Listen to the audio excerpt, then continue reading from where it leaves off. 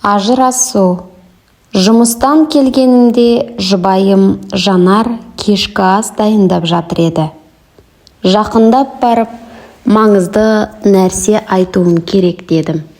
Қасыма отырды. Айтар сөзім оның жүрегін ауыртатынын түсініп тұрдым. Бірақ қанша қиын болса да айтуым керек. Ажырасайық дедім. Ашуланбады. Қарсы сөз де айтпады. Себебін сұрады. Еш нәрсе айта алмағаныма ренжіді. Басқа әйелді жақсы көретінімді айта алмадым. Ол түнімен жылап шықты. Бірге өткізген 20 жылдан кейін ажырасу қиын болатыны түсінікті. Оның алдында өзімді кінәлі сезінгенім үшін оған көлік, үй және компаниямның 30% үлесін беретін келісімшарт дайындап қойдым.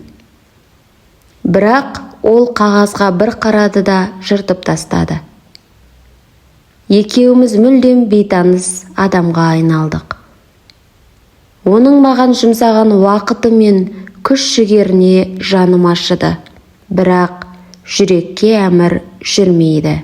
Қазір басқа жанды, ләззатты жақсы көремін. Келесі күні үйге кеш келдім.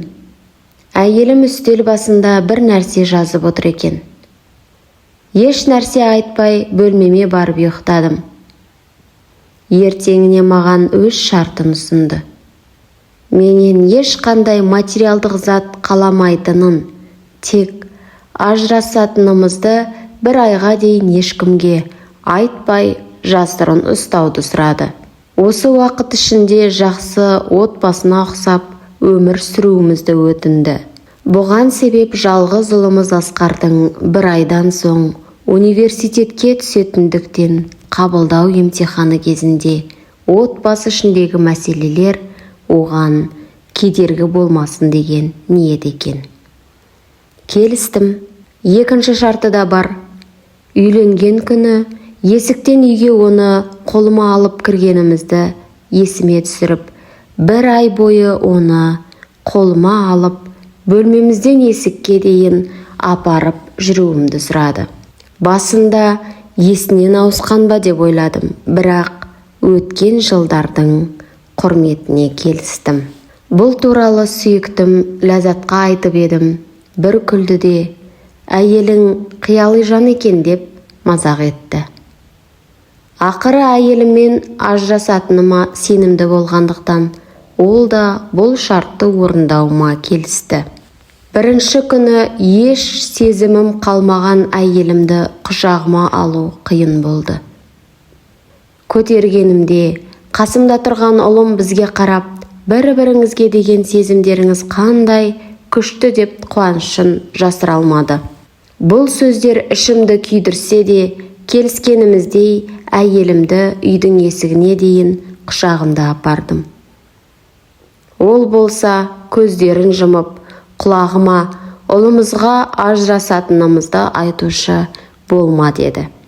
Мен үндемедім.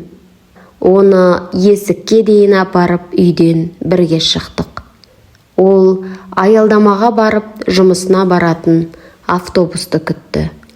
Мен өз жұмысыма кеттім. Екінші күні бұл ойынды ойнау оңай болды. Оған көптен бері назар аудармай, оның бетіне түскен майда әжімді де байқамаппын. Шаштарына ақ түсіпті. Өткен жылдардың ізін көріп қатты ойландым. Үшінші күні оны құшағыма алғанымда ішімде бір сезім пайда болды. Өмірінің 20 жылын маған арнаған әйелге деген керемет бір сезім. Келесі күні ішімдегі сезім күшейе бастады. Болашақ жарым Ләззатқа бұл туралы айтқан жоқпын. Әйелімді күннен күнге көтеріп жүру Жанар екеумізді бақытқа бөлей бастады. Бір күні оның не кисем екен деп ойланып тұрғанын көрдім. Бұрынғы киімдері өзіне кеңейіп бара жатқанын айтты. Расында да, соңғы күндері қатты арықтап кеткенін енді байқадым. Ажырасатынымызды ойлап, соның уайымымен арықтағанын түсіндім. Еріксіз басынан сипадым. Осы кезде келіп қалған ұлымыз, «Әке, анамды құшағыңда тасуың керек» деді. Жанарды құшағыма алып жүру үйіміздің бір дәстүріне айналды. Әйелім ұлымды қасына шақырып күлімсіреп құшақтады. Оны құшағыма алып тасығанымда тура үйленген жылдарымыздағыдай сезім кештім. Сезімім еріксіз өзгере бастады. Соңғы, яғни 30-шы күні оны есікке дейін апара жатып, одан барлығы үшін кешірім сұрадым.